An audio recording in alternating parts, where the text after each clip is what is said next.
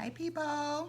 So, um, hey, I just wanted to mention, and you probably hear Rocky crying in the background. I think his allergies are getting the best of him. Rocky, say hi to Rocky, y'all. Come, Rocky. Say hi to the people. Rocky. I think he has allergies because he's over there biting his foot. But anyway, yeah, so someone had mentioned, well, you must have had all that stuff planned, as far as me, getting a job with the Orlando Magic and the head coach position at Oviedo and working as an intern at the nutrition club and just those are all the things must have had planned. That's why I left Louisiana.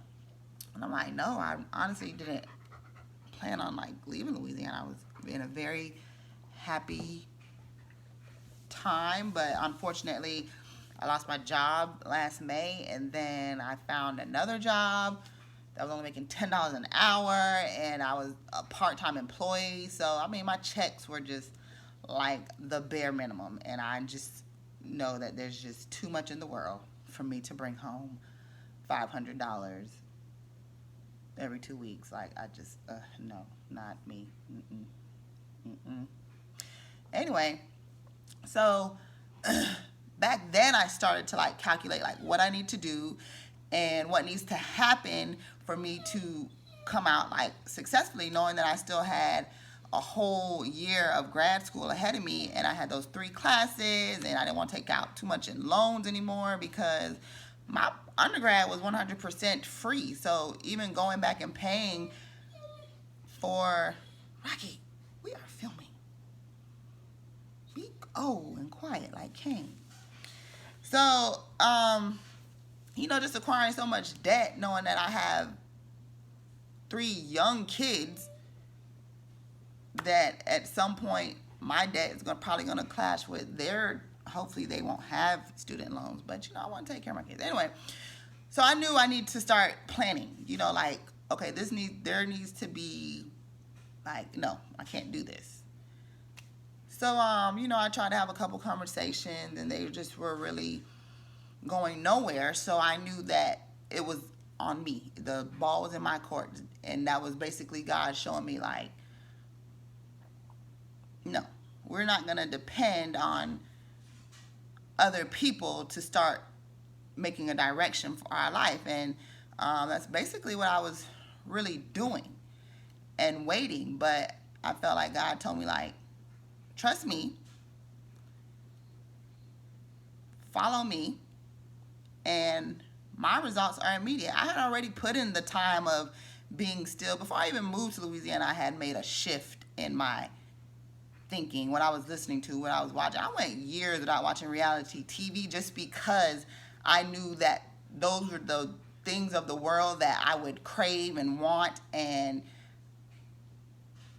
do it by any means necessary, like to be honest, So I knew I had to like, it's like a cup of water, like like when your shaker bottle, like with your protein shake, and you don't let it sit and sink too long.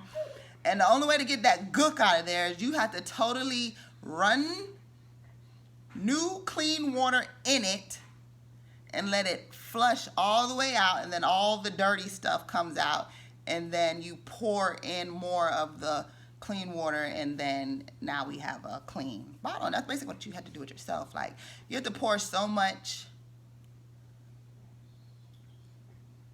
new shit into your mind and your body just to cleanse out years of like just negativity and toxicness that you put yourself through.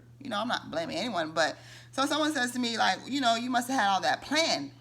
And I didn't. The only plan I had was to not do whatever I've done in the past. That was my number one goal. Not do whatever I've done in the past, because as a coach, so anyone who plays sports, like, okay, you go back and watch film, you go back and watch yourself, and so then you critique what went wrong to see what can go right. Like, that's just how you have to do it to come up with a new plan. But I had to just ask God, like, order my steps. And so he says to me, like, I can't as long as you're hanging on the fence. Like, you have to choose a side of what you're going to do, where you're going to be, how you're going to live. Then I can order your steps. Like, I just can't do it while your trust is in man.